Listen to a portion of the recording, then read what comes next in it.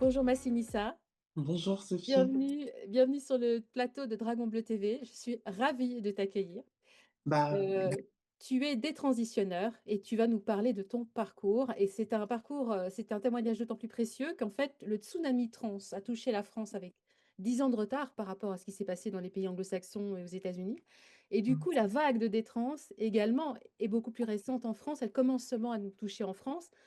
Euh, Alors que ça fait 4-5 ans il y a des porte-paroles assez virulents en Angleterre, aux États-Unis sur ce sujet. En France, les gens hésitent encore à témoigner. La plupart des gens qui détransitionnent le font de manière très discrète, restent dans leur coin parce qu'ils ne veulent pas risquer de subir de harcèlement, d'intimidation. Et la communauté trans est capable d'être assez violente parfois avec des personnes. Donc son témoignage est d'autant plus précieux. Donc tu vas nous parler de ta vie, de ton parcours. Et oui. j'aimerais commencer par planter un petit peu le décor. Tu as grandi dans quel genre de famille? Quel genre de petit garçon étais-tu? Alors, j'ai grandi dans une famille assez religieuse de confession musulmane, donc très pieuse, si je puis dire, surtout mon père. J'étais dans une fratrie de 5 enfants, donc j'ai deux grands frères, une grande sœur et un petit frère. Donc voilà, moi j'étais le quatrième de la famille. Et, euh, et donc, moi, j'ai grandi dans cet environnement-là, euh, où finalement, j'ai senti très très tôt qu'il y avait quelque chose qui clochait avec moi. Enfin, si je puis dire clocher, dans le sens où je sentais que j'étais pas du tout comme mes grands frères, j'étais pas du tout comme les autres garçons, même quand j'étais en maternelle, je me disais, mais c'est moi qui ai un problème, ou voilà, parce que Il ne même déjà, correspondait pas aux stéréotypes pas du tout, pas du tout. socio-sexuels qu'on Oui. attendait d'un petit garçon et particulièrement d'un petit garçon maghrébin, mais aussi la plupart des petits garçons sont Oui, très gentils. oui, oui, exactement. Et j'étais d'ailleurs tout le temps entouré de filles. Enfin, très naturellement, j'allais vers les filles parce que c'est vrai que toute petite, enfin, j'avais du mal à m'identifier aux garçons parce que les garçons faisaient des choses que je trouvais très bizarres. Enfin, se taper dessus, enfin, très, très bougeant, etc. Et c'est vrai que moi, j'étais pas du tout comme ça. Et ça matchait pas du tout mon tempérament. Alors que quand j'étais avec les filles, je sais pas, je pouvais, enfin, j'étais plus à l'aise, quoi. J'étais plus à l'aise, ça matchait plus ma manière d'être, enfin voilà. Et, euh, et donc, j'ai grandi comme ça, avec cette appétence pour, si je puis dire, le féminin, entre guillemets. Et donc, et donc je me souviens très bien que euh, il y avait une fois, enfin, c'est quelque chose, enfin, j'en parlerai tout le temps, enfin, c'est le truc le plus marquant dans mon enfance, c'est quand j'étais en maternelle et je t'avais aligné tous les garçons en ligne, enfin en ligne, et je leur avais fait tous un bisou sur la bouche. Et c'est vrai que moi j'avais fait ça de manière totalement anodine, mais dans ma tête, c'était, c'était, enfin, il y avait pas de, enfin, c'était normal pour moi. L'exploration positive Voilà, c'est ça, de exactement. son identité. Exactement. On est enfant, Et on fait des explore, on explore. c'est ça. Je t'ai fait d'ailleurs bien rabrouer par la surveillante. Voilà, euh, bien sûr, après cette différence, après, ça a fait que j'ai développé. Enfin, il y avait beaucoup de. Comme un peu de méchanceté vis-à-vis à mon égard, dans le sens où on me disait, mais pourquoi tu fais comme les filles? Quand je parlais souvent, j'avais souvent le poignet cassé, j'avais la main sur la hanche comme ça, et j'étais très maniéré, et on me disait, mais pourquoi enfin, t'es, c'est pas digne d'un garçon, c'est pas digne, enfin voilà. Et dans ma famille, je l'ai très mal vécu. Et en fait, particulièrement parce que donc j'étais l'un des derniers garçons de la famille, donc du coup j'avais déjà deux grands frères, et mes deux grands frères ils correspondaient parfaitement au stéréotype de la virilité. Et, euh, et donc du coup et donc du coup le fait que je sois très différent de mes frères et, euh, et malgré que j'ai grandi dans un milieu très masculin quand même. Et ben, en fait, enfin, on me l'a fait ressentir très tôt parce même chez moi, il y avait des moqueries. On me disait, mais tu fais comme les filles, enfin, arrête de faire comme ça. Enfin, et donc, du coup, très, très tôt, j'ai développé en fait une honte de de ma De tes enfin plaisirs? de Mmh. voilà, c'est ça. Une honte de me dire: «Mais en fait, je dois pas être comme ça, je faut que je me corrige, faut que je me» hem et donc du coup, ça a pas été facile et j'étais d'ailleurs très proche de ma sœur. J'étais très, très proche de ma sœur. La seule en fait qui a accueilli un peu cette différence-là et avec qui, enfin qui en fait qui m'a accepté comme j'étais, quoi. Du coup, ton père, c'était compliqué avec ton père? Oui, c'était très compliqué. Alors mon père, alors, il osait pas trop, enfin, il osait pas trop. J'ai senti déjà que très tôt, déjà, il y a il bon, il appréciait pas du tout la manière dont j'étais, enfin, qui j'étais tout simplement, parce qu'à l'âge de 5 ans, en fait, il m'avait raconté une histoire qui m'avait totalement choqué. Il m'avait raconté une histoire, du Coran, donc apparemment, il y aurait eu dans un village homosexuel, donc des femmes lesbiennes et des hommes gays et Dieu, pour les punir, il leur a envoyé un corbeau et donc au sein du bec du corbeau, il y avait une pierre et tous les corbeaux ont posé la pierre qu'ils avaient au sein de leur bec sur la tête de tous les homosexuels. Ils se sont tous transformés en pierre. Donc ça, c'était à l'âge de 5 ans que on m'avait enfin, qu'il m'avait raconté cette histoire. Et je m'en souviens, ça m'avait fait tellement un choc que je me suis dit, quand en grandissant, j'ai commencé à me dire, j'avais toujours cette crainte de me dire, je vais me transformer en pierre si je deviens homosexuel. Je vais me transformer en pierre, je vais me transformer en pierre. Et, et ça m'avait tellement, ouais, ça m'avait tellement marqué. Et donc, voilà, c'était vraiment avec cette homophobie écrasante que j'ai grandi en fait toute mon enfance. Avec la crainte aussi d'être différent finalement parce que, bah, j'étais assez, à côté de cela, j'étais assez donc quand même dans un endroit assez isolé, donc j'avais pas encore de représentation positive et c'était très, compliqué dans ma famille et donc et donc du coup, j'avais pas de répit et en plus de ça, en concernant aussi mon père et mon père était assez instable dans le sens où il y avait aussi des violences, j'avais une famille quand même assez dysfonctionnelle. Mon père était assez violent à l'égard de ma mère, il avait des propos assez, voilà, assez déplacés, on va dire un peu misogynes. Misogynes, voilà, et donc voilà, c'est dans cet environnement totalement dysfonctionnel où j'ai grandi et homophobe, on peut dire clairement même aujourd'hui, À quel âge est-ce que tu as pris conscience de ton homosexualité?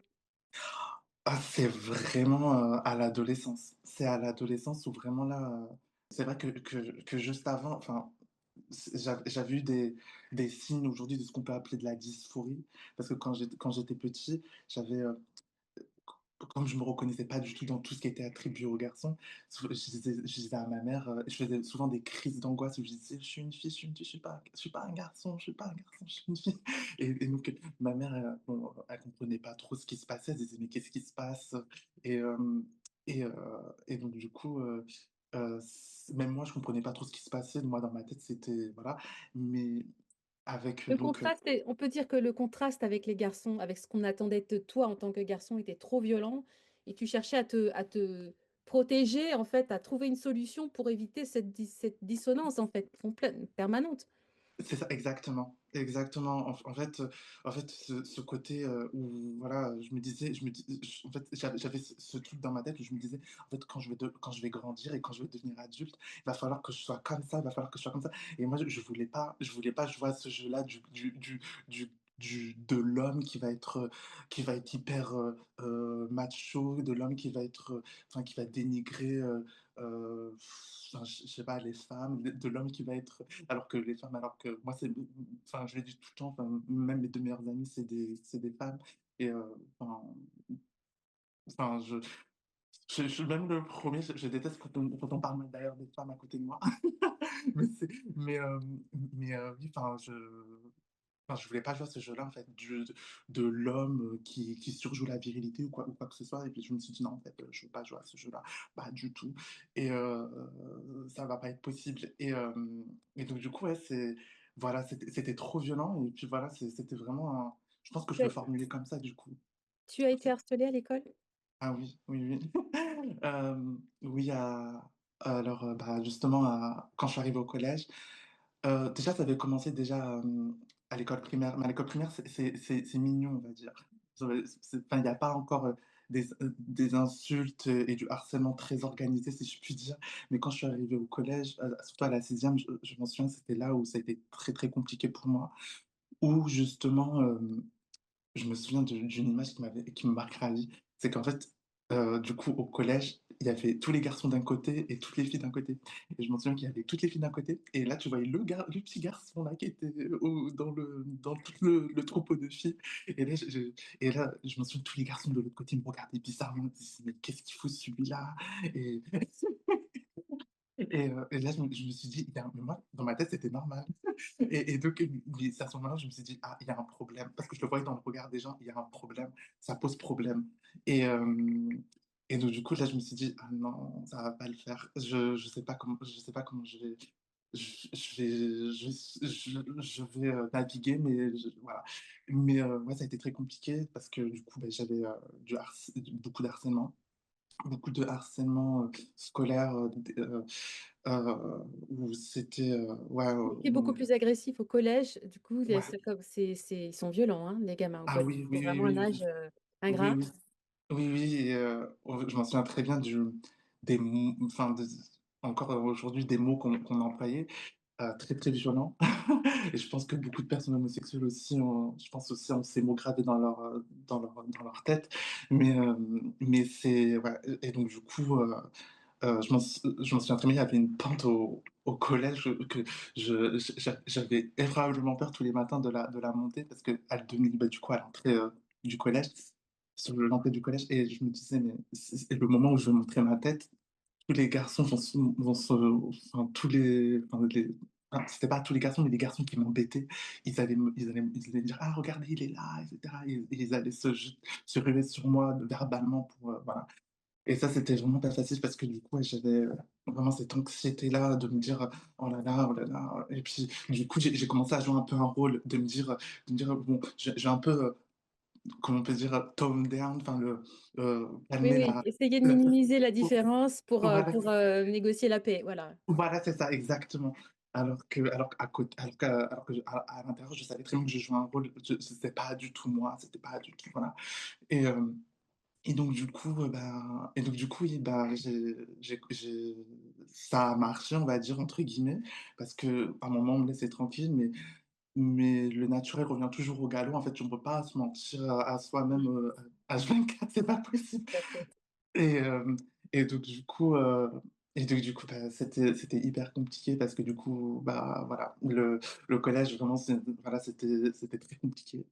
Donc du coup, ça a fait que, bah, Tu as même été aussi diagnostiquée attends, tu as été diagnostiquée avec un trouble de stress post-traumatique, mais c'était oui. pas à ce moment-là, en fait? C'était après? Alors c'était après en fait, faut savoir aussi, c'est qu'en fait, dans ma famille, ils sont pas trop, psychologie, psychiatrie, donc pour eux, c'est surtout mon père, hein, parce que pour eux, la psychiatrie, c'est n'importe quoi, donc voilà. Moi, je savais très bien que moi, j'avais beaucoup de souffrance, due à ce que j'avais vécu et donc on va dire, je me suis un peu enfoui dans les études pour, pouvoir, parer ce mal-être et ça a marché, hein, pendant un certain temps parce que du coup, je me suis dit: «Bon, tu finis tes études, tu fais tatati tatata et tu vis ta vie et basta» et sauf que ça a pas trop marché parce que bon, je voulais travailler dans le milieu de l'enseignement et quand je me suis, retrouvé devant les gosses, je me souviens très bien, j'ai eu un freeze, je me suis bloqué, je me suis dit: «Mais qu'est-ce qui se passe?» Je comprenais pas ce qui se passait dans ma tête, je me suis dit Tout est tout revenu dans ouais, tout ce que tu avais exactement, subi est revenu. voilà. Mais tu m'avais dit lors de notre premier entretien qu'en fait, quand tu es allée à la fac, tu as eu une période heureuse parce que tu as rencontré, des cercles homosexuels et que tu t'es rendu Oui. compte que tu pouvais trouver ta place, en fait. Oui, oui, oui, exactement. C'est vrai que, bah, oui, j'avais pas du tout, bah, avant d'aller à la fac, j'avais pas du tout, comme j'ai dit, de représentation positive et cetera. Mais quand je suis arrivé à la fac, là, c'était incroyable parce que là, je me suis dit: «Ah, il y a des gens comme moi, Tu es pas il y a des» seule. Mmh, voilà, oui. je suis pas seul, il y a des gens comme moi, il y a des enfin, voilà et je me suis dit: «Ah, c'est trop b» enfin, c'est juste là où je vivais qui était pas normal. Moi, c'est voilà et puis après j'ai commencé un peu à déconstruire un peu toute cette homophobie et tout Mmh, mais et donc du coup, j'avais moins honte, on va dire. J'avais moins honte où je me disais: «Ah mais je peux être moi, je peux être moi sans voilà, sans avoir honte, quoi». Et donc ça m'a pris beaucoup de temps quand même, malgré ça, bon, du coup, j'avais quand même de il me restait quand même enfin, j'avais quand même une haine quand même de moi-même, une certaine, heu, où j'avais quand même un certain mal-être parce que mais en fait, c'est après que j'ai compris, en fait, c'est parce que si j'avais parce que c'est après quand j'ai été diagnostiqué pour mes psychopathologies que j'ai compris, en fait, que c'était aussi dû à ça parce que comme tu as dit, j'ai été diagnostiqué après donc enfin, à la fin de mon master, j'étais diagnostiqué avec un syndrome de stress post-traumatique et avec un trouble anxio-dépressif. Mais donc du coup, oui, voilà, ça m'a fait quand même un peu bizarre quand j'ai été diagnostiqué ça parce que je me suis dit: «Ça arrive que aux autres». Après je me suis dit: «Ah mais moi aussi moi aussi je suis dans le club». Je me suis dit: «Voilà». Mais après ça m'a pas trop étonné parce que je me suis dit: «Bon, avec tout ce que j'ai vécu, ça m'étonne pas». Mais après je me suis dit: «Bon, bah, c'est pas», je me suis dit: C'est pas la fin du monde, c'est pas la fin du monde, je peux me remettre sur pied et je peux, voilà, et je peux, continuer ma vie». Voilà. Alors, il Et y a un aspect attends, il y a un aspect que tu m'avais dit que je trouvais vachement intéressant, c'est que pendant toutes ces années où tu étais petit garçon et adolescent, alors tu as parlé tout à l'heure de dysphorique en fait, mais tu disais: «Je suis une fille», tu avais dit à ça à ta maman hem pour expliquer ce que tu étais pour limiter la dissonance cognitive par rapport à ce qu'on attendait de toi de rôle des garçons. Mais tu m'avais dit que, tu ne ressentais aucun mal-être. Tu étais parfaitement à l'aise dans ton corps de garçon, en fait. oui, C'était vraiment le social, en fait. oui, C'était une question de rôle social. Mais physiquement, tu te sentais parfaitement à l'aise dans ton corps de garçon. Et d'ailleurs, tu récusais le terme de dysphorie physique, alors que c'est fondamentalement sur quoi est censé reposer le diagnostic de transgenrisme, en fait, oui, de oui, transsexualité. oui, exactement. C'est vrai que, bah, après, comme j'ai dit, à l'époque, je comprenais pas pourquoi j'avais dit ça sur le moment, mais avec le recul, j'avais compris, en fait, que c'était juste parce que, en fait, je supportais pas le décalage social, en fait, de me dire: La société va s'attendre à ce que je sois comme ça et Voilà. moi, je peux pas jouer ce rôle-là, je peux pas jouer ce rôle-là. Voilà.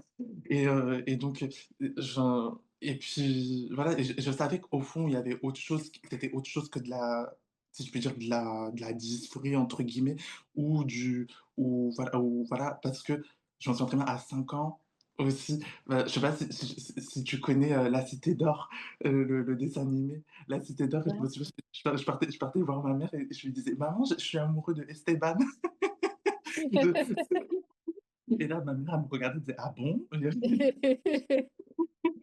Mais c'est mais voilà, mais je savais qu'il y avait autre chose qui se jouait, mais c'est juste que j'avais pas encore les mots, j'avais pas encore le terme homosexuel, j'avais pas encore le mais je savais qu'il y avait un truc qui se Et de représentation positive de personnes, qui vivent de cette façon-là, de manière ouverte, c'est ça, voilà, exa il y a un chemin pour moi, quoi, oui. c'est ça, exactement, exactement. Et donc du coup, bah, ça m'a pris, oui, voilà, voilà, c'est vraiment, ça m'a pris, beaucoup de temps de mettre ce mot-là et surtout de m'accepter, même si je le dis, enfin, avec le recul, je me dis, en fait, la fac, ça m'a permis beaucoup ça m'a mieux enfin, ça m'a permis de déconstruire un peu tout ça, cette homophobie et cetera. Mais je pense qu'il restait encore un mal-être, il restait encore un mal-être C'est pas vis-à-vis de traité. Mmh. voilà, c'est ça, exactement.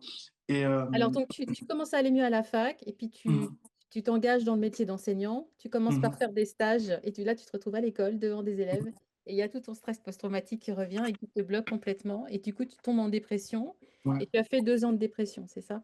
c'est ça, j'ai fait 2 ans de dépression, sévère et c'était très compliqué. C'était très compliqué parce qu'en fait, bah, quand ça arrive, en fait, on se dit: «Mais on comprend pas ce qui se passe». Et en fait, bah, j'ai commencé après, une psychothérapie avec une première psychologue qui a été géniale, qui m'a permis de vraiment mettre des mots sur ce qui s'était passé, que moi, je les avais vécus dans un environnement où je m'étais suradapté, parce que chez moi, c'était pas du tout, voilà, simple. Et voilà, et donc comprendre aussi, voilà, que et aussi se réconcilier avec soi-même. Parce que je pense aussi que dans tout ça aussi, Fondamental. et oui, il y a aussi le fait de se réconcilier avec soi-même et d'aimer, aimer, l'enfant qu'on a été. Parce que je pense que j'ai tellement grandi dans une, oh je pardon, je vais avoir des larmes aux yeux, mais j'ai tellement grandi dans une, détestation du petit garçon que j'étais, où je me demandais, pourquoi j'étais comme ça, je m'en souviens où je me mettais à il y avait des jours où c'était tellement violent, au collège, où je rentrais, où forcément j'avais pas, ce milieu de répit, ce répit à la maison parce que mon père, voilà, il détestait, voilà, et donc du coup, j'allais m'isoler dans la chambre de ma mère, discrètement, et j'allais prier, au bon Dieu à l'époque, où je lui disais: «S'il te plaît, fais-moi comme tout le monde». Mais à l'époque, voilà, mais maintenant avec le recul, je me dis: «Mais waouh!» Je me dis: «Mais en fait, tu peux prier tant que tu veux, tu peux pas changer qui tu es, tu peux pas changer qui tu es, en fait, il faut juste s'accepter, en fait, c'est tout, il y a pas de, il y a pas de, il y a pas de mal à être, homosexuel, en fait. C'est comme ça. C'est comme ça et ça fait partie, de notre condition d'être humain, en fait, puis voilà. Et donc c'est dans ce contexte de dépression que tu as intégré une association LGBT qui Mmh. t'a fait comment ça s'est passé, en fait? Alors, Tu cherchais de l'aide, tu cherchais du soutien, tu en avais bien voilà, besoin? c'est ça. J'étais dans un état de ras des pâquerettes et je pouvais pas du tout me tourner vers ma famille parce que ma famille était pas du tout à l'époque, était pas du tout apte, à me soutenir et voilà, et donc du coup, j'avais besoin de trouver des gens avec qui parler, j'avais besoin de trouver un cercle, voilà, et donc c'est vrai que, ben, je me suis tourné naturellement vers la communauté LGBT parce que je me suis dit: «Il y a des gens qui sont comme moi» et cetera, et c'est vrai qu'av paradoxalement, parce que je pense que quand on va, on se dit: «Ouais, j'ai toujours été dans la communauté», alors pas du tout, alors que j'ai commencé vraiment à être dans la communauté LGBT pendant cette période-là, alors que voilà.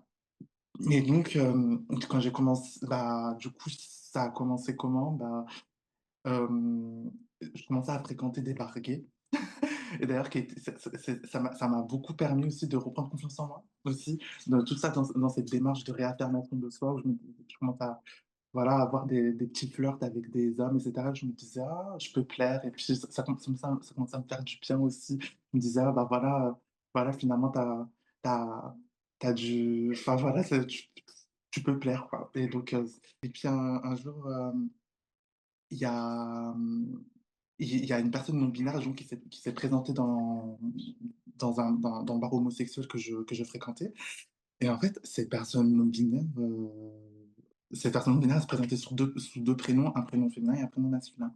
Et en fait, elle me voit et elle me dit: «Ah, oh, tu magnifique, j'aimerais t'inviter à» donc elle commence à me love bomber un peu comme ça, et elle me dit: «Oui, j'aimerais t'inviter à un table ronde que je fais dans l'association», je sais pas si je peux dire le nom de l'asso, mais Oui, donc oui, oui, c'est le nom de l'asso, oui. Bah, c'est CHAMS. d'accord. Et donc du coup, et donc du coup, bah, moi, c'est vrai que je connais pas trop l'asso et cetera. Je me dis: «Bon, pourquoi pas?» Et je me dis: «Bon, peut-être que ça va, je vais rencontrer d'autres gens, ça va être bien» et cetera. Je me suis dit: «Pourquoi pas?» Je me suis pas fermé les portes, Est-ce que et tu peux donc dire 2 mots, pardon, sur cette association? oui, alors c'est une association, en fait, qui, milite pour les droits des personnes, homosexuelles dans le monde maghrébin. Et donc, elles font plusieurs actions à ce sujet, et dont l'une est de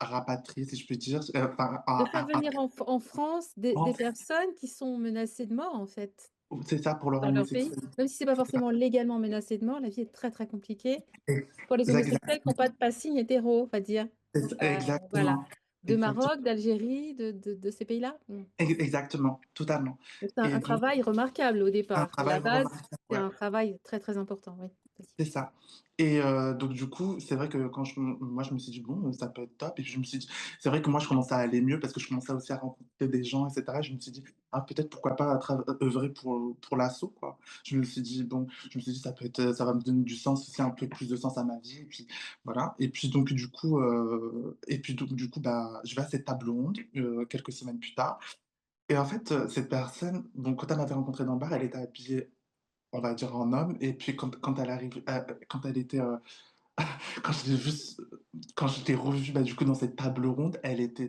travestie, mais de manière totalement vulgaire, en femme.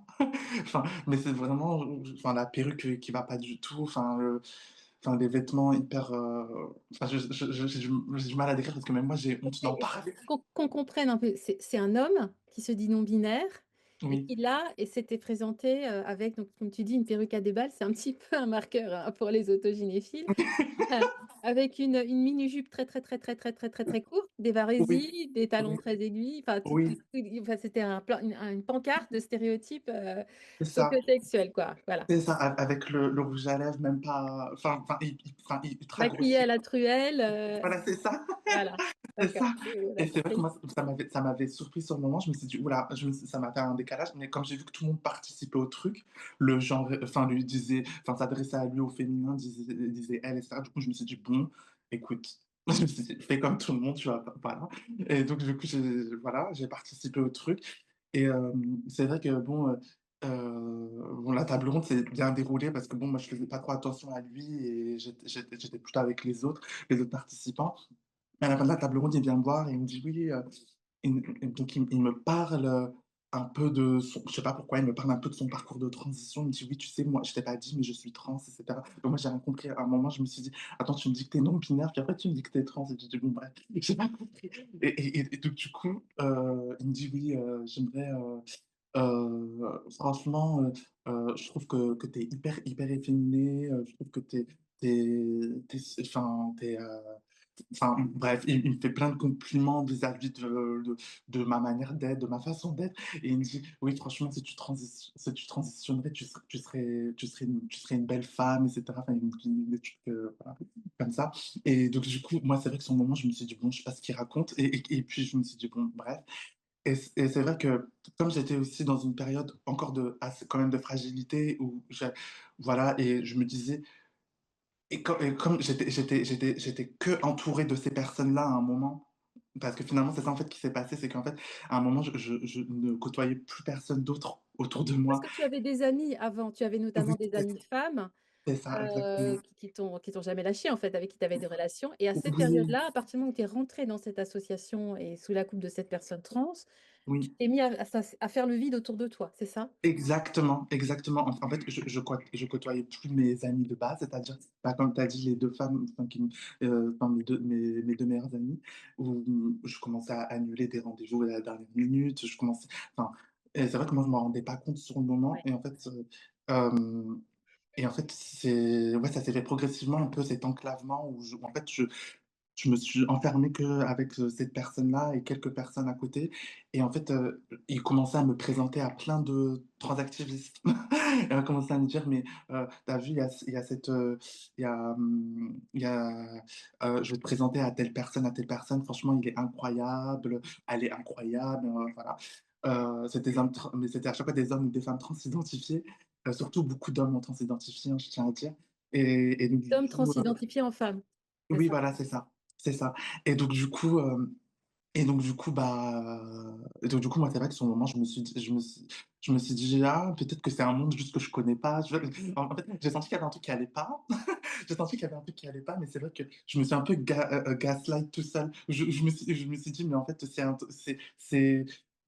me suis pas écouté tout de suite. Je me suis dit: «Bon, peut-être que c'est moi qui Oui, a tu as pas écouté ton instinct, oui. voilà, c'est ça. Je me suis dit: «C'est moi qui peut-être qui me fait des illusions», voilà et en fait, bah, du coup, bah, je commençais à rentrer dans cette communauté, du coup, la communauté trans et en fait, je commençais à totalement virer du milieu homosexuel vers la communauté trans, en fait et en Il te fait, disait attends, excuse-moi, il te disait que tu étais formidable, que tu étais enfin je veux dire, tu dis que tu as été, ils ont fait du love bombing vers toi, hein, c'est ça? Que tu étais c'est ça, exceptionnelle, exactement. que tu donc c'est C'est ça, quelque chose qui devient rapidement addictif, en fait. c'est ça, exactement, exactement parce qu'en fait, à un moment, je me suis dit: «En fait, je pense aussi que comme aussi, faut dire ce qui est, j'étais dans une reconstruction de moi-même et donc du coup et forcément ça a pas été toujours facile aussi dans ma vie et je me dis avec le recul, en fait, de voir des personnes comme ça que je connais ni d'Adam ni d'Ève, peut-être me donner autant d'amour d'un coup, ça devient, bah, ça fait du bien. Ça fait du bien sur le moment. On se dit: «Ah mais en fait, voilà, on est quelqu'un», enfin, alors que bon, avec le recul maintenant, je me dis: «J'ai pas besoin de ça pour» voilà, mais c'est vrai que sur le moment, j'ai je me ça m'a fait du bien et ça me confortait dans une espèce de truc où je me disais: «Peut-être que je suis dans le bon Que j'ai dans le trouvé bon». ma voie, peut-être que j'ai trouvé Voilà, ma voie. exactement, j'ai trouvé ma voie, voilà, c'est ça. Et alors, il y a une chose que tu m'avais dite qui était importante, c'est qu'à cette époque, du coup, ça t'a amené tout cet environnement particulier t'a amené à relire ton existence, à réinterpréter toutes les étapes de ta vie dans un sens transactiviste. Est-ce que tu Oui, peux c'est expliquer ça? ça, exactement. En fait, du coup, je commençais à rencontrer des personnes trans, donc du coup et elles, quand bah, du coup, j'interagissais avec je commençais à interagir avec elles et c'est vrai que bon, souvent quand c'est le truc qui est marrant, qui est assez marrant, c'est que tout le temps quand on me voyait, on me disait: «Mais tu es en transition?» et moi je disais: «Non».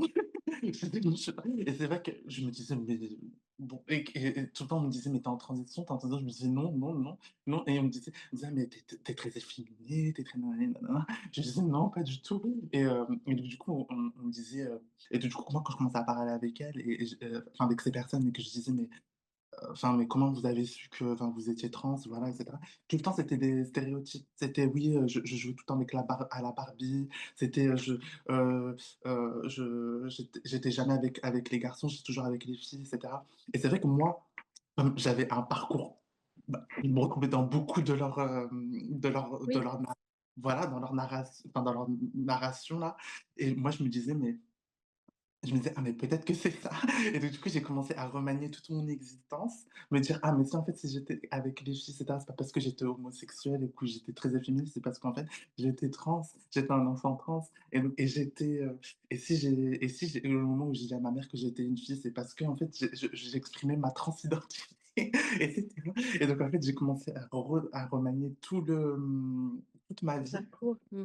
Voilà, c'est ça et pour le rentrer dans le narratif, trans, en fait et transactiviste et donc du coup, du coup, à un moment et comme je faisais ça tout le temps, je faisais ça tout le temps, j'y pensais, Oui, ça oui, devenait tout moulinet à longueur de journée. Bah, voilà, oui, c'est ça, c'est ça. c'est ça et ça devenait limite, compulsif, en fait et je faisais que d'y penser, quand d'y penser, que d'y penser, que d'y penser et en fait, à un moment, je me suis dit: «Ah ben oui, c'est ça, c'est ça, c'est sûr, c'est ça» et cetera et je me souviens, il y avait, bah, du coup, je commençais aussi à aller aux manifs, militantes et cetera et tout et à la manif justement, j'étais partie à la manif justement du enfin, je sais plus, mais c'était la manif, transactiviste en réponse à la loi déposée par, le parti LR, je crois, contre la transition des mineurs. En mai 2024, c'est ça? Oui, c'est ça et je m'en souviens, j'avais rencontré même 2 figures hyper prominentes du transactivisme, Tu peux les heu citer?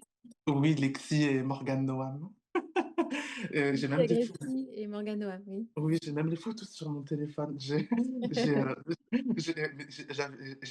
on était, bah, donc voilà et moi c'est vrai que j'étais encore dans un truc de fragilité où je me disais: «Ah, j'ai trouvé ma famille». Il y avait ce Voilà. truc-là d'avoir trouvé sa famille et en fait, comme j'avais, bah, faut dire ce qui est, ça allait très mal à ce moment-là avec ma famille.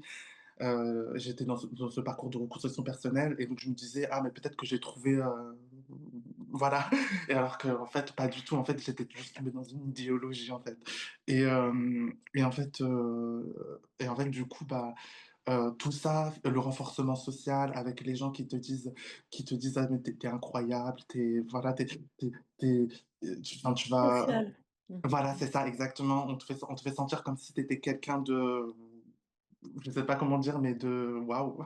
Et donc du coup, bah, on se dit: «Mais» en fait, il y a cet élan et en fait, ça te pousse à aller, un peu plus loin, en fait, dans le truc. J'ai même commencé à relier du contenu, quoi. Où je commençais à dire, enfin, même aujourd'hui, je me dis: «Mais dans quel truc, enfin, ça va pas du tout». Où je commençais à dire, «Les femmes trans sont des femmes», genre, mais n'importe quoi.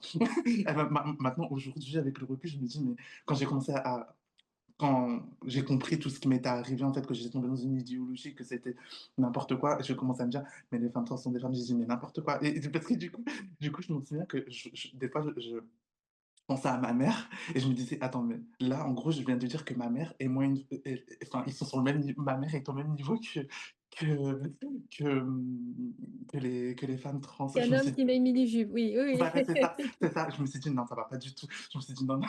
Et puis voilà et puis, même dans ma tête, je commençais à me dire: «Mais attends», parce que tout est défini aussi à travers les stéréotypes. Donc du coup, j'ai commencé à me dire: «Mais attends, quand je vois des femmes les femmes qui m'entourent au quotidien, donc c'est-à-dire, bah, mes 2 meilleures amies ou que ça soit ma mère ou voilà et cetera». Je me suis dit: «C'est des femmes». Je me suis dit: «Mais c'est des femmes, c'est pas parce qu'elles portent, des jupes et du truc». Je me suis dit en plus bon, ma mère, elle est pas du tout, enfin, je parle de ma mère, mais c'est vrai que en termes de références de femmes qui sont pas du tout trop dans les stéréotypes, c'est vrai que ma mère est pas du tout dans les stéréotypes et je commence à me dire: «Mais ma mère, c'est pas trop dans les stéréotypes, mais c'est pas mais ça reste une femme, mais elle est juste pas dans les codes de la féminité». C'est vrai que je me suis dit après là, je me suis dit: «Non, non, non, c'est un truc qui va pas» et Tu ça avais veut des dire doutes. Mais attends, ce qui est important aussi, c'est de dire, c'est que tu à aucun moment, ce qui est au fondement du diagnostic, de non, de transsexualisme, c'est la dysphorie de sexe, en fait, le rejet de oui, son corps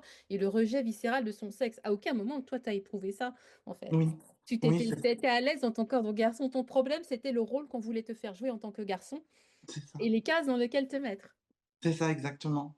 Exactement et donc du coup, je commence bah, c'est exactement ça et donc du coup mais le problème, c'est que comme, je pense aussi, il y a beaucoup de personnes aussi dans cette communauté qui en fait, il y en a énormément, je pense, qui sont pas transsexuels, en fait, qui sont juste qui ont pas réellement de dysphorie et c'est pour ça que enfin, même aujourd'hui, je refuse le terme de enfin, en fait, au début, je disais dysphorie de genre, mais maintenant, je dis plus dysphorie de genre parce que pour moi, déjà, quand on parle de dysphorie de genre, on se décorrèle de l'identité, bah, du corps Oui. sexuel, en fait et donc du coup, on commence à parler de quelque chose d'un peu lunaire, d'un peu, voilà, transcendant, si je puis dire.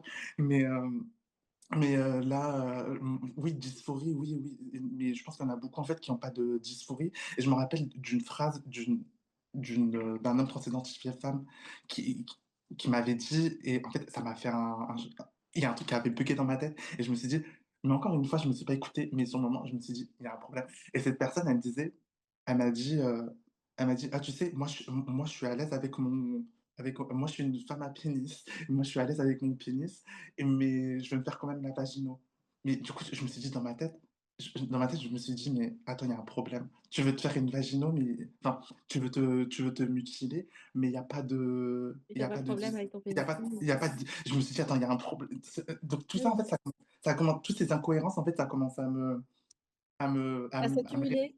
Ouais. voilà, c'est ça, à se cumuler et j'avais quand même un reste de partie critique, on va dire, dans ma tête où je me disais: «Attends, il y a un truc qui va vraiment pas, il y a un truc qui va Pour vraiment» autant, tu as quand même entamé un parcours de transition. Alors ça s'est ouais, passé comment le moment de bascule? C'est très important parce que dès le début, tu as des doutes, dès le début, tu as des warnings, mais tu y vas quand même, en fait, oui, au final. oui, oui, parce qu'en fait, je me dis malgré tout, si eux, ils ont l'air mieux, ils ont l'air enfin, mais finalement, en vrai, j'ai pas de garantie qu'ils vont mieux parce que moi, quand j'en entends parler, il y avait des gens qui étaient il y avait des gens qui étaient en dépression dans cette communauté, il y avait des gens qui allaient vraiment pas bien. J'ai vu des trucs, enfin, dans les assos, LGBT, si je puis dire, enfin, on pourra en parler après, mais moi, j'ai vu des choses, enfin, je sais pas, mais c'est vrai que moi, je me suis dit: «Bon, mais eux, ils ont l'air d'aller mieux, donc peut-être que pour moi, ça va marcher, en fait». Je me suis dit: «Peut-être que pour moi, ça va marcher, ça et je vais me sentir mieux, ça va être la réponse peut-être que c'est la réponse à mon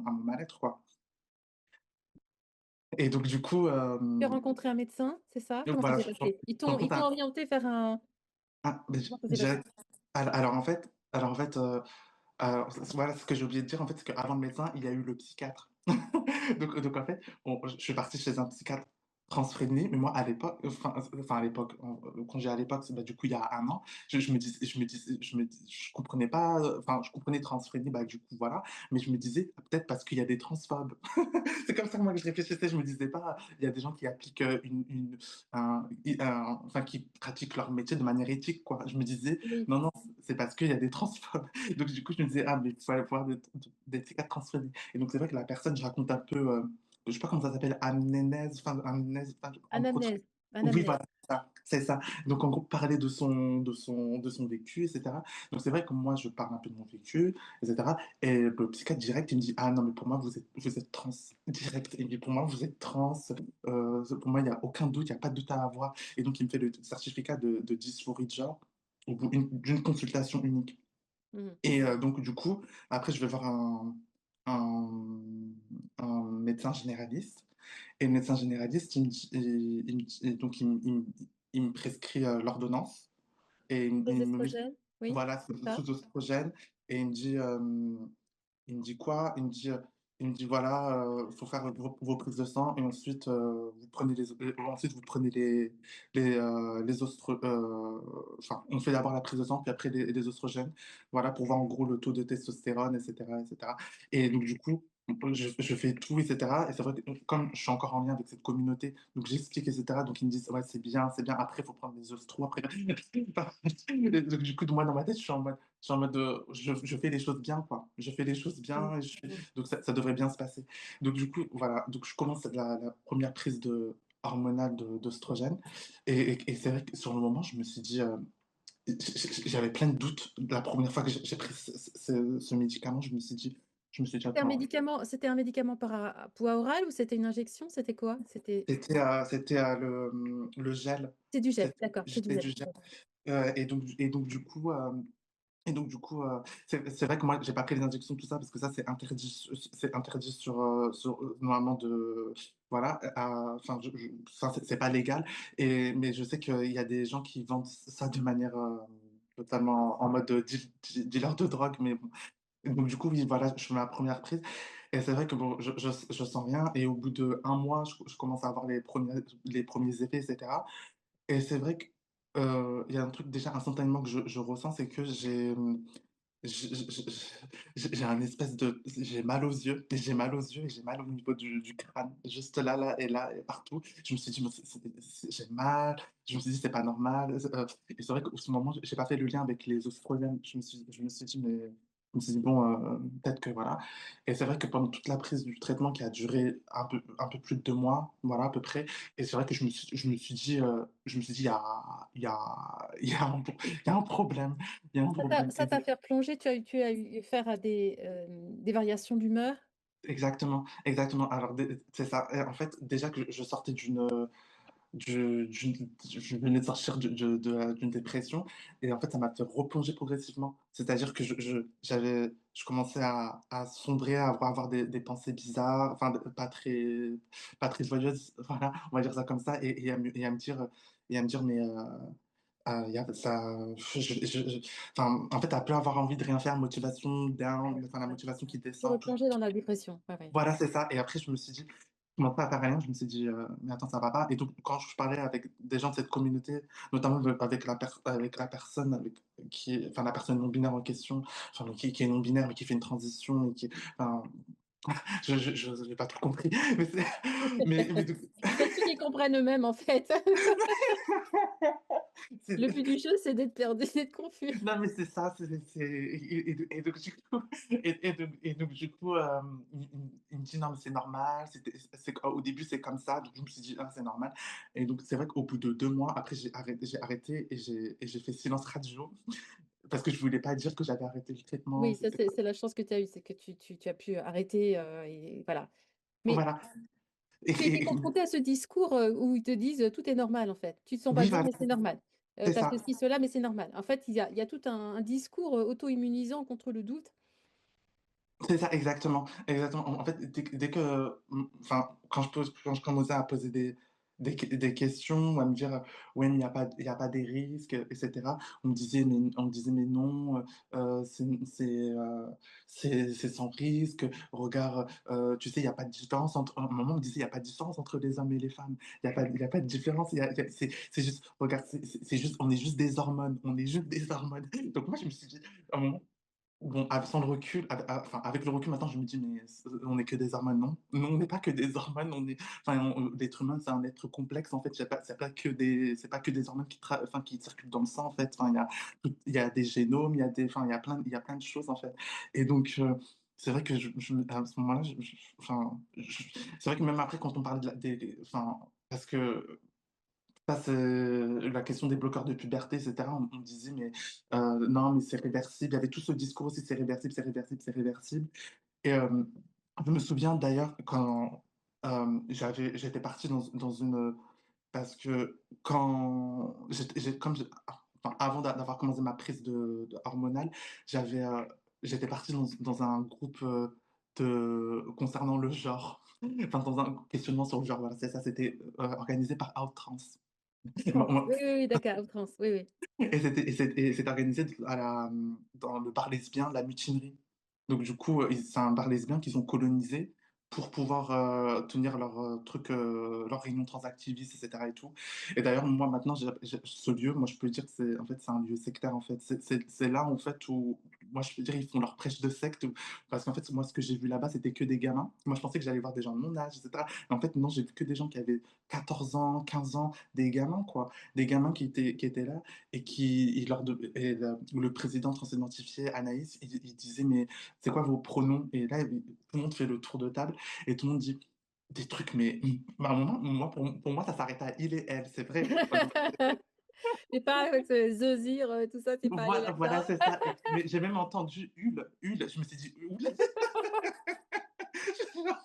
J'ai entendu Hul, je me suis dit: «Mais attends, mais qu'est-ce qui se passe?»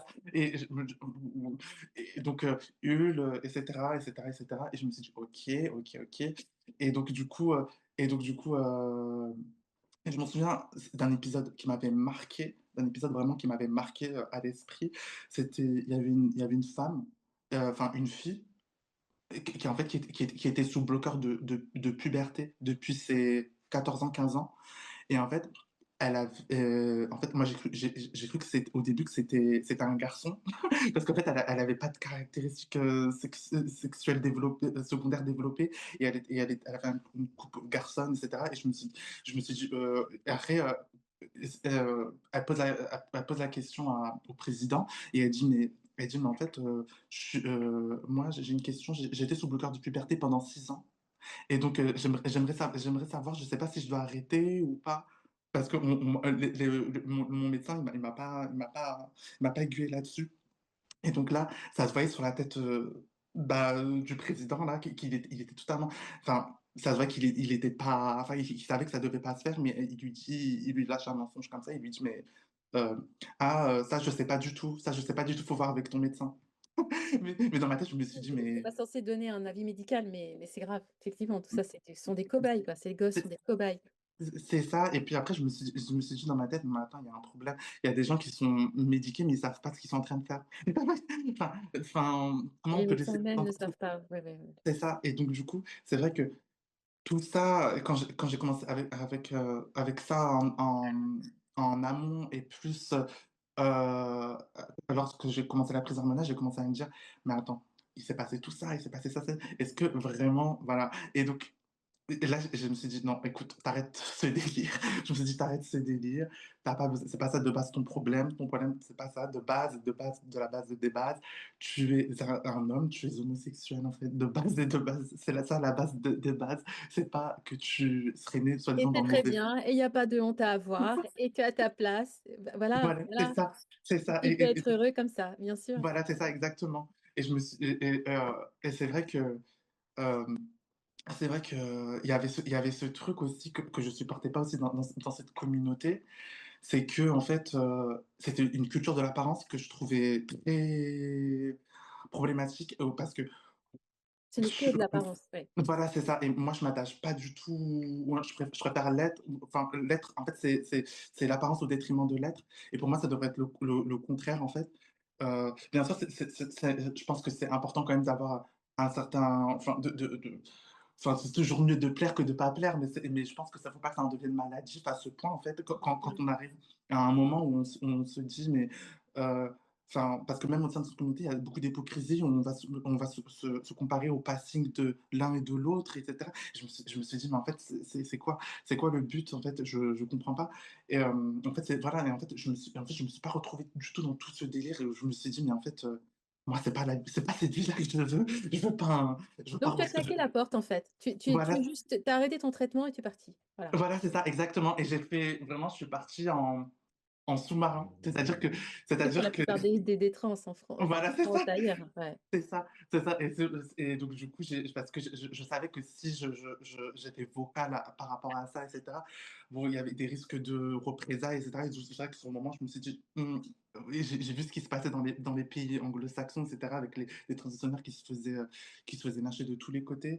Et aussi, il y a un manque d'empathie total pour les détransitionnaires. C'est que je me rappelle, il y avait un homme, enfin, un transidentifié femme, qui m'avait dit une fois, mais tu sais, c'est à cause de qui il y a tous ces, il y a tous ces, enfin, que maintenant il y a des représailles pour les trans et tout, c'est à cause de tous ces transitionneurs, ces gogoles, parce que de base, ils sont pas trans.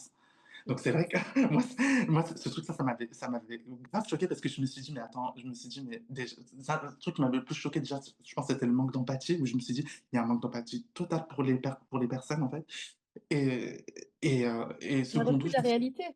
c'est ça, exactement. Je me suis dit, mais en fait, ça veut dire quoi finalement être trans? Je suis désolé. Enfin, je veux pas être irrespectueux pour les personnes qui reprouvent ce mal-être, mais je pense que tout simplement, je pense que ça veut rien dire être Mais trans. oui, tu peux pas être, trans affirmé, trans affirmatif et dire: «Tout le monde est trans et on doit pas questionner, c'est ton C'est ça. ressenti public, et puis après celui qui est pas d'accord, c'est qu'il était pas trans. C'est Voilà, impossible en fait. exactement.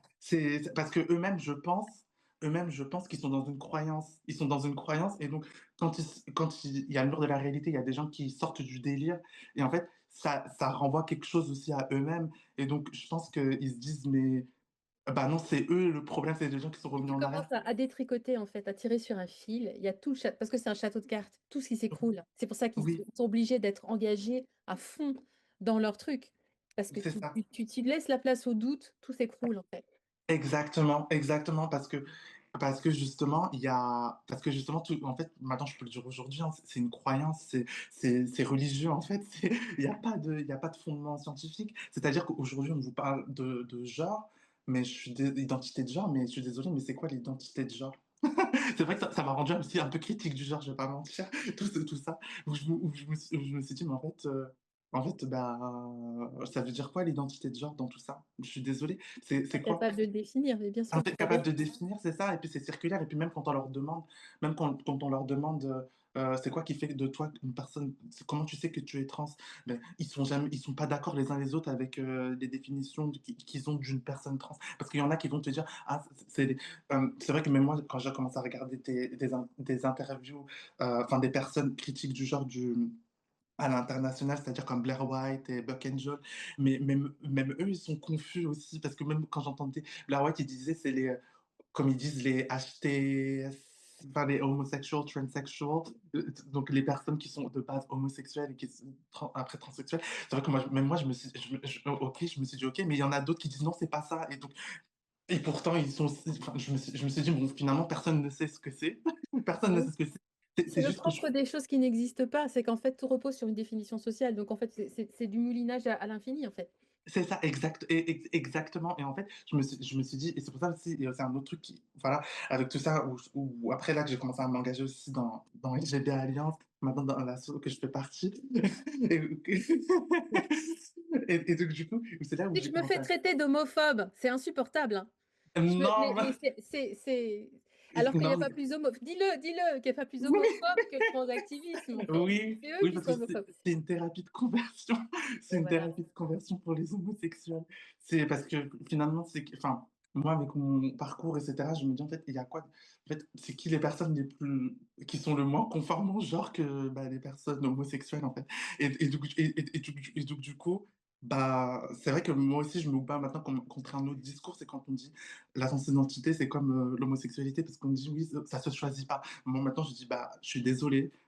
Déjà, de une, un homosexuel n'a pas besoin de médicaments pour. Il va pas chercher son identité à la pharmacie, déjà, de une. Ensuite, de deux, un homosexuel, si tu le laisses enfin, s'il va dans les bois, enfin, je sais pas, il reste homosexuel, en fait. Alors qu'une personne trans, elle a besoin de la validation sociale pour affirmer son identité, en fait. Alors que si tu la laisses dans les bois, bah, en fait, il y a qui. Elle est dans son illusion toute seule, enfin, pardon, hein, mais il y a plus personne qui valide, en fait. Donc, finalement, bah, voilà, et donc je suis désolé, et puis je suis désolé, enfin, Après, ça reste un choix pour moi, faire une transition, ça reste un choix. Donc, même si, bon, peut-être il y a une dysphorie pour un très petit pourcentage d'une population, pour moi, ça reste un choix. Un homosexuel, je suis désolé, il a pas choisi d'être homo, en fait. Parce que, parce que aussi, du coup, Ils ça ont peut revenir. phagocyté, les transactivistes ont phagocyté en fait toute la démarche homosexuelle pour se l'approprier en fait. C'est ça, Nés exactement. comme Et ça, nés comme c'est ça. Eh ben non, les oui. transactivistes sont pas nés C'est comme ça. ça, C'est c'est complètement ça, fabriqué. c'est ça. Et en fait, le concept d'enfant trans, en fait, c'est juste, pour moi, avec le recul, avec toutes les informations maintenant que j'ai pu engranger, pour moi, c'est juste une manière, en fait, pour pouvoir faire des thérapies de conversion en masse pour les petits gamins qui vont devenir homo, en fait. C'est Pour c'est légitimer toute la démarche. Eh oui. c'est ça, c'est ça. Parce que maintenant, quand j'ai regardé des trucs comme Jazz Jennings, des trucs totalement horribles, je me suis dit: «Mais en fait, le gamin, il était juste voué à être homosexuel, en fait, et enfin, il allait juste devenir, homosexuel, en fait, Exactement, et exactement. et Et il ils aurait l'ont. pu se découvrir heureux en tant qu'homme efféminé, trouvant sa place, dans le monde, bien sûr. Et là, je me suis dit: «Mais là, ça c'est le délire complet», et voilà, et puis, et en fait, tout ça, en fait, maintenant, aujourd'hui, ça c'est maintenant, aujourd'hui, ouais, on va dire maintenant que je milite un peu contre le tout ça, en fait, ça m'a toute mon expérience et tout mon vécu ont fait Pour qu'aujourd'hui, amener maintenant, à vouloir excuse-moi, mon chat est complètement hystérique, mmh tu m'entends pas? Alors, il y a une chose que tu m'avais dit qui est très importante. Donc, à la mh, base, cette association Shams mmh fait un travail qui est très important, qui permet à des jeunes homosexuels, efféminés, justement, qui ont pas de passing hétéro, de oui, pouvoir venir, en France, ou ailleurs, mais enfin en France pour survivre, en fait, pour oui, avoir une oui, vie, alors qu'ils risquent des tabassages, de la mort, ailleurs. Mais du mmh, coup, ils se retrouvent dans une association qui est très bien intentionnée à la base, mais qui est sous la coupe de transactivistes. Et mmh, du coup, tu as pu observer qu'il y a une pression du coup qui se fait sur des jeunes qui sont déracinés, exilés, en stress, méga stress et qui sont poussés vers la transition. oui. Alors, Tu moi, c'est vrai l'observais? que oui, oui, ah oui, oui. Alors c'est vrai que moi, j'ai été, j'ai été dans l'association Shams pendant un bout de temps, heu et il y avait notamment une personne, qui venait d'Algérie, donc qui est un homosexuel venu d'Algérie, où c'était très compliqué là-bas, et donc ils l'ont amené en France, et moi j'avais même sympathisé avec lui, quoi. Il était sympa et tout, et puis en fait 3 mois après, il s'est déclaré trans, et 3 mois, mais vraiment 3 mois après, en fait, il a commencé à scroller le contenu transactiviste, à suivre les transactivistes, et comme la communauté trans est accolée à la communauté homosexuelle, du coup, c'est très facile pour des Tout à homosexuels fait. de basculer dans cette communauté, en fait.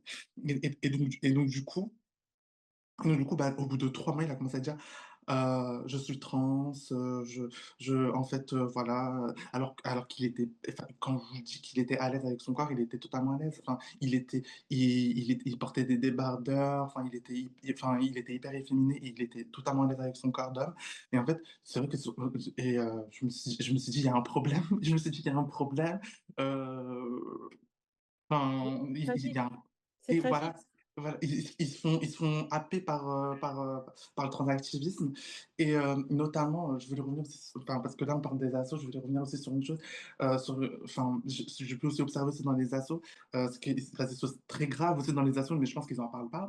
C'est que moi, une fois, j'étais parti dans une asso, Laquelle? c'était, le flirt c'était c'est rue Maillard à la Bulle sur Paris, et donc en fait, il y avait des gens qui aboyaient comme des chiens. Il y avait des femmes trans, Décris ce que tu as observé précisément.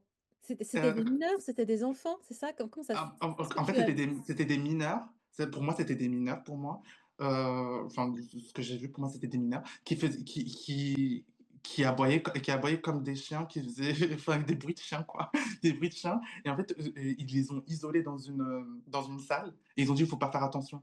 Faut pas faire attention», et donc c'est vrai que moi, jusqu'à aujourd'hui, je sais pas ce qui s'est passé. Je suis dans le flou total, mais c'est vrai que ça, cette image, elle m'est restée dans la tête, et je me suis dit: «Attends, il y a un problème».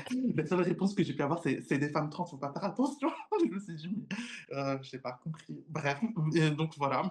Bon, voilà, donc ça m'avait assez choqué, mais Enfin, en fait, il y a plein de et aussi ce qu'il faut savoir aussi pour les je pense aussi pour les parents aussi parce que, vos enfants, je pense enfin, moi, bon là, je dévoile beaucoup de choses, mais je pense que c'est important de le dire parce que moi, j'ai vraiment été dans cette communauté et vos enfants, ils se procurent ils peuvent se procurer des seringues sans passer par un médecin parce que en fait, il y a des gens qui peuvent vendre ça de manière totalement, en mode deal de drogue, enfin Alors il faut expliquer que les injections d'estrogène sont interdites en France, oui, mais elles sont couramment pratiquées.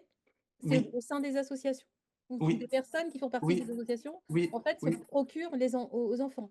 oui et il y a même aussi des brochures. Si vous allez dans certaines assos, il y a des brochures qui vous expliquent comment faire vos auto-injections. Auto-injections, ça veut dire c'est vous qui vous injectez, qui vous Alors, automédicalisez. je l'ai vu pour la testostérone. Oui, Mais aussi tu pour l'as les vu aussi oestrogènes. pour les estrogènes? Oui, et pour les oestrogènes, oui.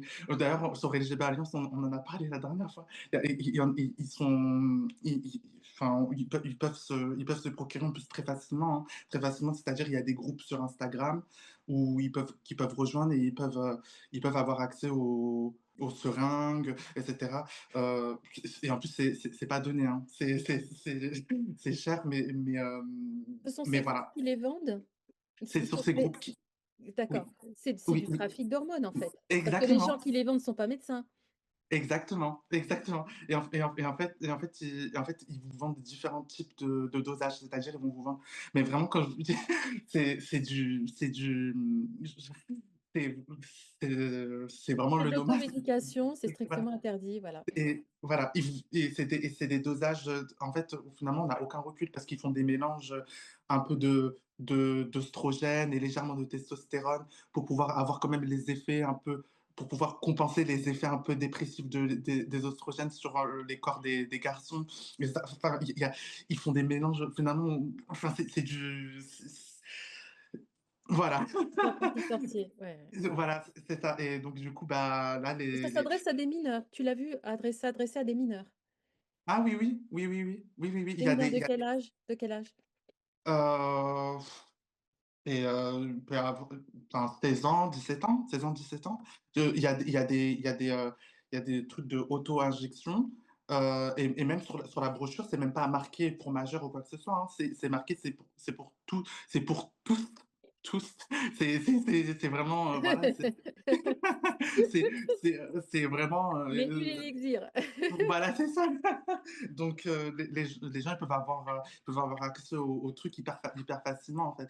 Il y a juste à aller à la source, se renseigner comment et puis ils vous passent la brochure, ils vous disent comment faire et puis voilà, basta, vous avez accès aux hormones et puis basta. Donc en vrai, même c'est pour ça que quand j'entends parler même des personnes trans qui vous disent: «Oui, c'est très encadré, moi j'ai fait un parcours, du combattant et tout». Et là je me dis: «Mais je sais pas quel parcours la personne a fait, mais je on n'a pas fait le même».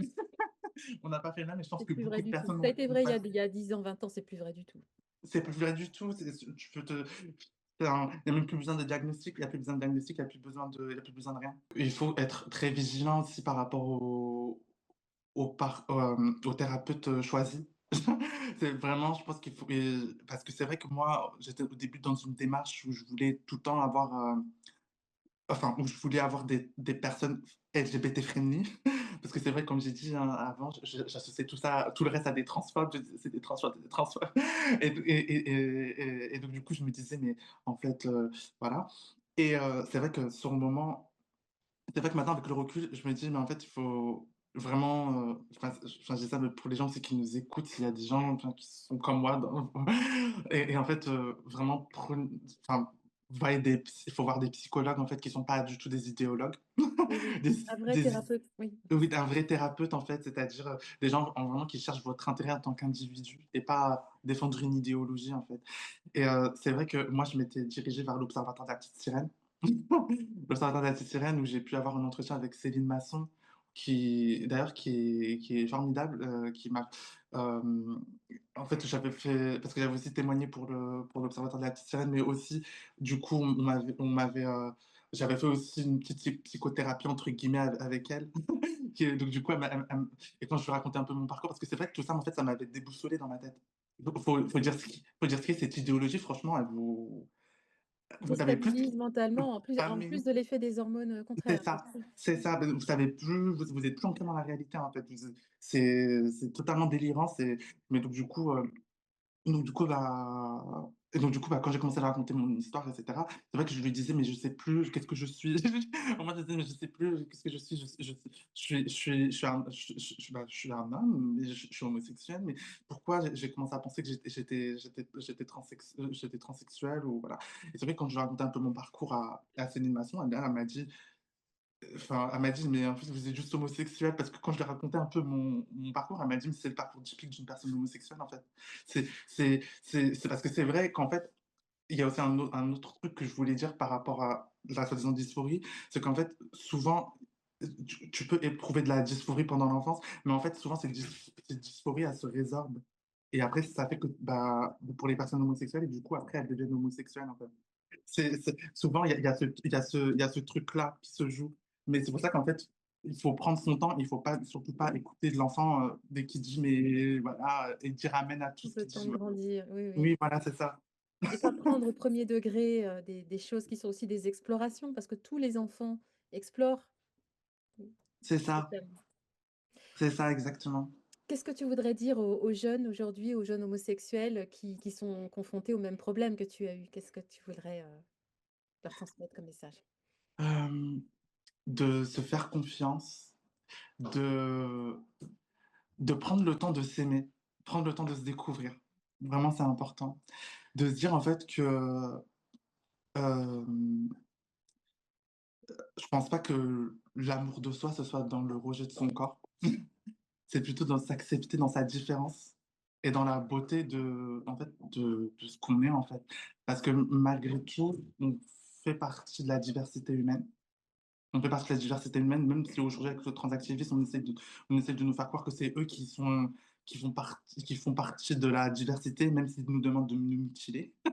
Mais non, nous, on fait partie de la diversité, en fait. On fait partie du c'est comme ça, dans le monde animal, il y a des personnes, bah, voilà, qui sont attirées il y a des animaux qui sont attirés par le même sexe. Absolument. Et donc du coup, bah, prendre le temps de s'aimer et de vraiment, et de vraiment s'accepter, en fait. S'accepter et puis se dire, en fait, aussi qu'il y aura toujours quelqu'un. Enfin, c'est vrai que parce que même moi, j'avais ce truc où je me disais: «Mais je vais jamais rencontrer quelqu'un», et ça, et finalement, voilà. Mais c'est mais Ça aide à aller mieux, hein. voilà. Oui. Mais du coup, faut vraiment prendre le temps de s'accepter, Voilà, pour hem rencontrer les bonnes personnes, faut aussi s'accepter soi-même, s'aimer exactement, soi-même. exactement. Exactement, parce que finalement, c'est en s'aimant d'abord soi qu'on va attirer les bonnes choses. Et je pense que justement, le rejeter son corps, c'est rarement, ou même pas du tout, je pense, la bonne solution. Parce que finalement, si on vit pas dans la, je suis désolé, il y a un peu de bruit. Et on vit pas dans la bonne, enfin, c'est pas la bonne solution pour moi. Pour moi, c'est pas la bonne solution. Ce sera le mot de la fin. Merci infiniment, Massimissa. Merci pour Merci à ces toi, merci à et toi. tout le meilleur. Merci à toi aussi, merci. Au revoir.